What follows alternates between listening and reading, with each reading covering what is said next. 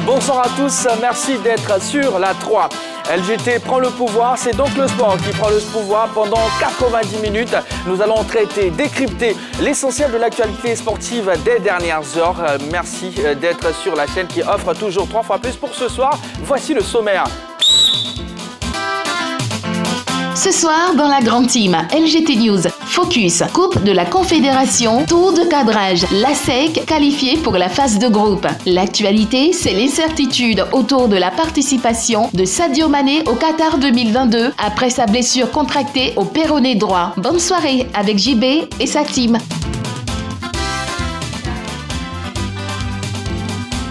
Jour J-10 avant le coup d'envoi de la Coupe du Monde Qatar 2022.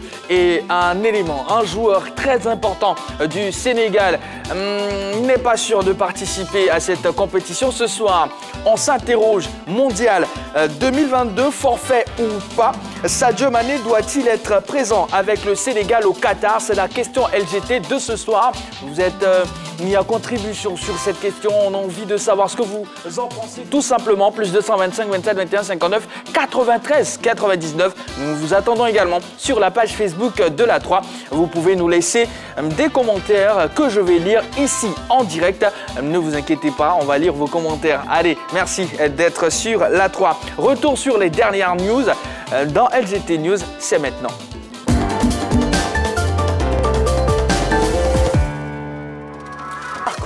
Une compétition qui sera diffusée sur les antennes de la 3.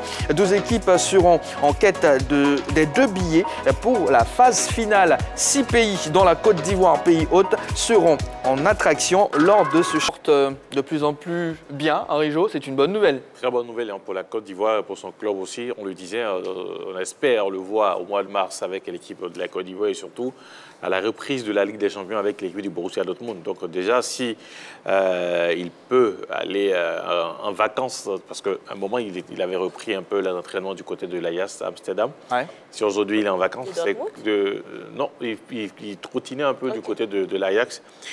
Si aujourd'hui, il est en vacances, on se dit qu'il y a de l'amélioration au niveau de sa santé. Donc on espère le voir d'ici quelques temps. Et voilà, faire un peu le bonheur de la Côte d'Ivoire et surtout du Borussia Dortmund. C'est clair. Et ce soir, en tout cas, on s'interroge sur le cas Sadio Mané. De notre question LGT. Mondial 2022. Forfait ou pas, Sadio Mané doit-il être présent avec le Sénégal au Qatar? C'est notre question LGT. Plus 225 27 21 59 93 99. La page Facebook est disponible pour vos messages. Notre focus de ce soir, c'est maintenant.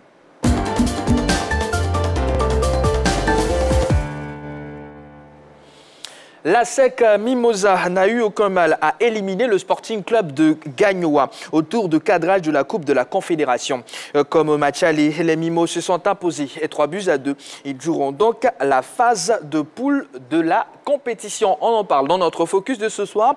Balo, est-ce qu'on peut parler d'une qualification facile pour les Jaunets Noirs? Oui, bien sûr, hein, compte tenu de la physionomie du match aller déjà où les Mimosas ont dominé cette équipe du Sporting Club de Gagnoa, même si sur le retour, il faut souligner un sursaut d'orgueil de cette équipe de Gagnoa qui était menée, qui est revenue au score, qui a essayé tout simplement de tenir la dragée haute à cette équipe de la SEC, mais la SEC, grâce à ses individualités telles que Cramo Aubin, a pu finalement s'imposer. Donc, sur l'ensemble des 2 matchs, la logique a été respectée.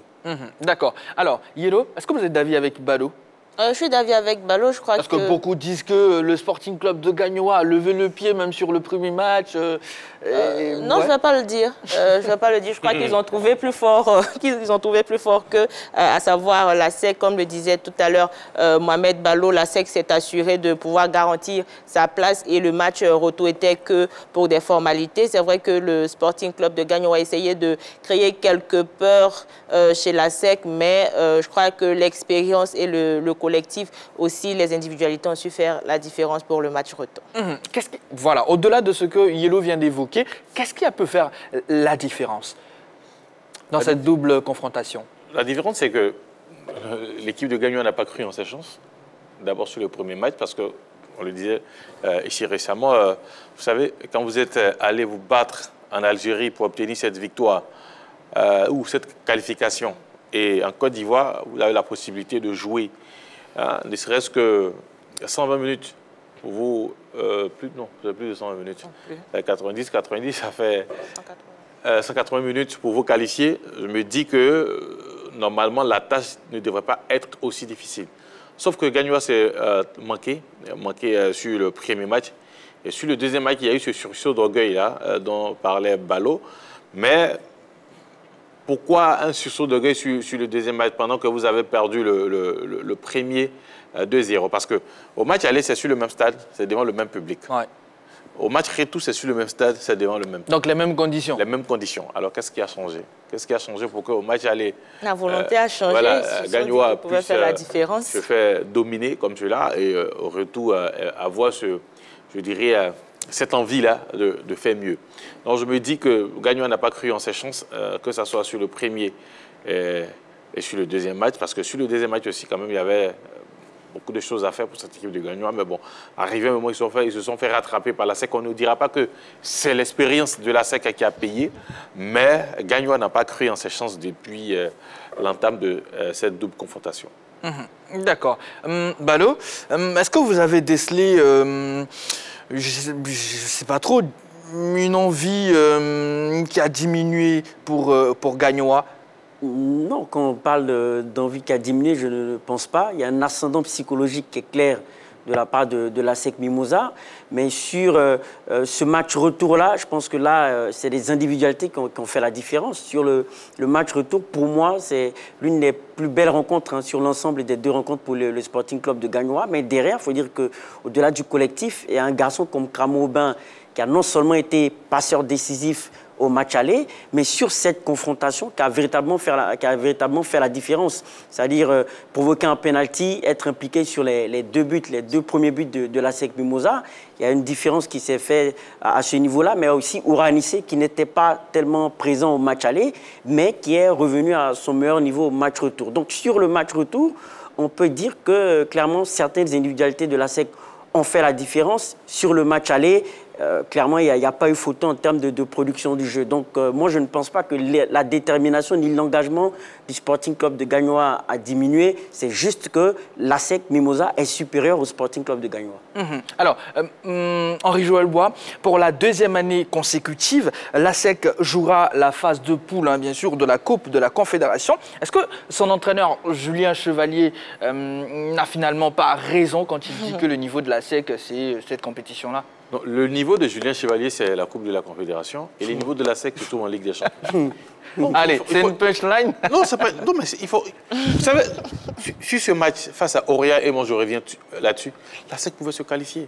Même quand on retourne un an en arrière, où la SEC a joué contre Belouizdad, il y avait moyen de se qualifier. Il y avait de la place. Il y avait de la place pour la SEC, parce que derrière, cette équipe de Belouizdad qui est partie jusqu'à, il me semble, en finale, n'a rien montré d'extraordinaire. Donc la SEC avait sa place.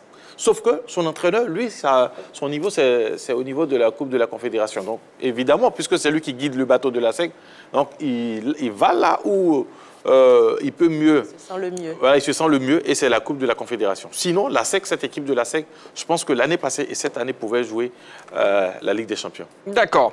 Pour le tirage au sort, la SEC Mimosa est tête de série avec le TP Mazembe, Pyramide et l'USM Alger. Alors, est-ce une bonne nouvelle pour notre représentant? Très bonne nouvelle, parce qu'on ne va pas rencontrer le TP Mazembe. On ne va pas rencontrer l'USM Alger en phase de poule. Et les deux autres... Pyramide et USM Alger. USM Alger, on ne va pas les rencontrer. Ça, c'est déjà une bonne nouvelle. Ce sont des cadors? Ce sont des cadors. Vous savez, aujourd'hui, quand on regarde, c'est vrai, cette équipe de TP Mazembe rencontre quelques difficultés. Sinon, il y a de cela quelques années, c'était l'une des équipes qui faisait la loi un peu, en dehors des équipes de l'Afrique du Nord, c'était l'une des équipes qui faisait la loi au niveau de la Ligue des Champions. C'était l'une des équipes qui représentait valablement l'Afrique subsaharienne. C'était l'une des équipes quand même qui était présente au niveau de l'Afrique noire dans cette compétition. Donc aujourd'hui, même s'il y a quelques petites difficultés, elle demeure toujours une équipe difficile et voilà, elle va jouer cette compétition pour espérer la remporter parce qu'ils ne viendront pas pour juste figurer. Donc pour faire les troupes faites. Voilà, ils viennent juste pour la remporter. Quand vous prenez une équipe comme Pyramide, qui a un président qui a beaucoup de moyens, quand même, il y a de très bons joueurs qui vont venir et surtout aussi, ils auront l'envie. Donc, la SEC ne jouant pas ces équipes-là en phase de poule, bon, je pense que c'est déjà une bonne nouvelle. Maintenant, il n'y a pas que ces 3 équipes. Vous avez d'autres équipes comme Daring Motema Pembe du côté de la RDC, sans oublier FC Lupopo du même pays, et les autres équipes qui se sont qualifiées pour cette compétition. Aujourd'hui, c'est à la SEC quand même de montrer que, oui, c'est vrai, on n'a pas pu se qualifier pour la Ligue des Champions, mais on a la possibilité quand même d'exister, de passer le premier tour, ce qu'on n'a pas pu faire la saison passée, de passer le premier tour de cette compétition et d'aller jusqu'à le plus loin possible dans cette compétition. Maintenant, là où il se sent mieux, l'entraîneur de la SEC, il y est. C'est à lui de conduire valablement, je dirais, le navire jaune et noir, afin que le football ivoirien puisse exister, parce que ça fait un bon moment que nos clubs n'arrivent vraiment pas à s'exprimer sur la scène continentale. Henri Jo, avant de parler bien sûr une dernière fois de Gagnois, qui pourrait peut-être avoir des regrets, qu'est-ce que la SEC Mimosa doit changer? Parce que là, c'est la phase de poule. Il faut être costaud dans la tête. Il faut être costaud dans la tête, parce qu'aujourd'hui, vous savez, les équipes qui évoluent au niveau de cette Coupe des Confédérations n'ont rien à envier en termes de jeu, en termes de technicité, en termes de palmarès même, n'ont rien à envier à celles qui participent, celles qui ne prennent pas à la Ligue des Champions. Donc, il faut aller en étant très costaud dans la tête. La SEC, quand même, a un bon groupe. C'est vrai, peut-être sur le front de l'attaque, ça titube un peu, mais la SEC a un bon groupe. Donc, il faut être costaud dans la tête. Il faudrait aussi que l'entraîneur, Julien Chevalier, arrive à faire franchir un cap à cette équipe.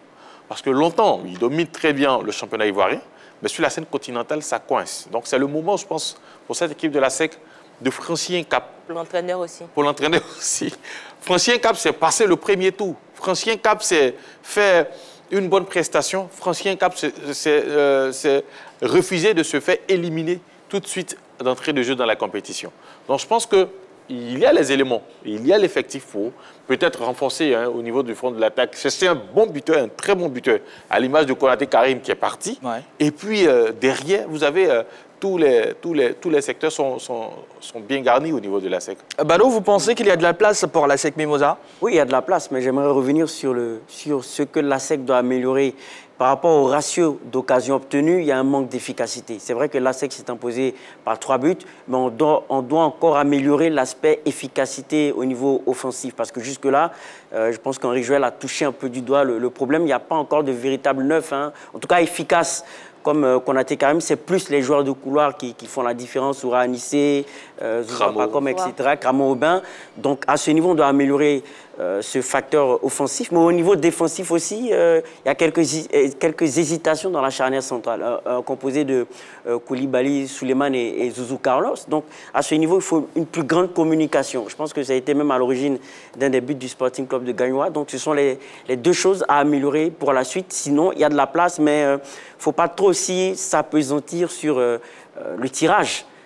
Aujourd'hui, il n'y a plus de petites équipes. C'est vrai que c'est une bonne nouvelle de ne pas affronter le TP Mazembe, le Pyramide FC, mais la SEC doit se mettre dans les conditions pour pouvoir aller au bout, parce que n'importe quelle équipe, à ce stade de la compétition, est capable d'éliminer son adversaire. Et surtout, Balo, on va dire que si la SEC va loin dans cette compétition, forcément, la SEC pourra croiser le TP Mazembe. Oui, donc absolument. Autant prendre match par match. Ça, oui, effectivement. Donc il faut être capable, être capable de battre tout le monde. Voilà. C'est ça. Et surtout, pour ce que la SEC devrait changer, il faudra avoir un gardien rassurant. Parce que sur ses sorties, sur ses sorties, il n'a vraiment pas été rassurant. Je crois qu'il a mis aussi en difficulté sa défense, donc il faudrait aussi revoir cela. Alors c'était le remplaçant de Ayaï Folichal.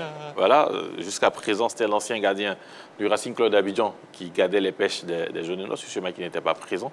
D'ailleurs, même sur la double confrontation, il n'était pas présent. Donc, et d'ailleurs, sur ce match retour, quand même, on a vu les erreurs, les grosses erreurs de son remplaçant. Ouais. Donc il va falloir bien jeter un coup d'œil aussi au niveau des gardiens de but à la SEC, parce qu'aujourd'hui, on a vu avec l'absence de Ayaï, ce que ça a donné. Donc il faut se mettre au travail du côté de la SEC. Et puis Ballot a évoqué aussi la défense. Hein. Voilà, beaucoup d'hésitation. On a senti une équipe qui ne communiquait pas. Manque d'automatisme au niveau des deux centraux. Donc voilà, il faut essayer de corriger tout ça parce qu'au niveau de la Coupe d'Afrique, ça ne pardonne pas. Ballot, Gagnoa doit forcément avoir des regrets. Oui, nous on regrette aussi au niveau de, en tant qu'Ivoirien, que ces deux clubs-là se soient croisés parce que ça fait un représentant en moins dans cette compétition-là.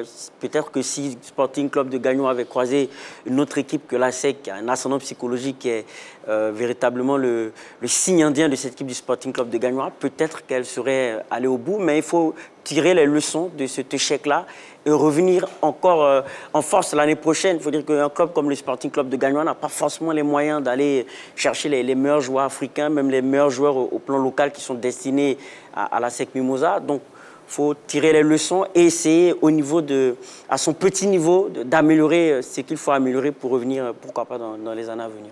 D'accord. Notre question LGT de ce soir, Mondial 2022, forfait ou pas, Sadio Mané doit-il être présent avec le Sénégal au Qatar? Plus 225, 27, 21, 59, 93, 99.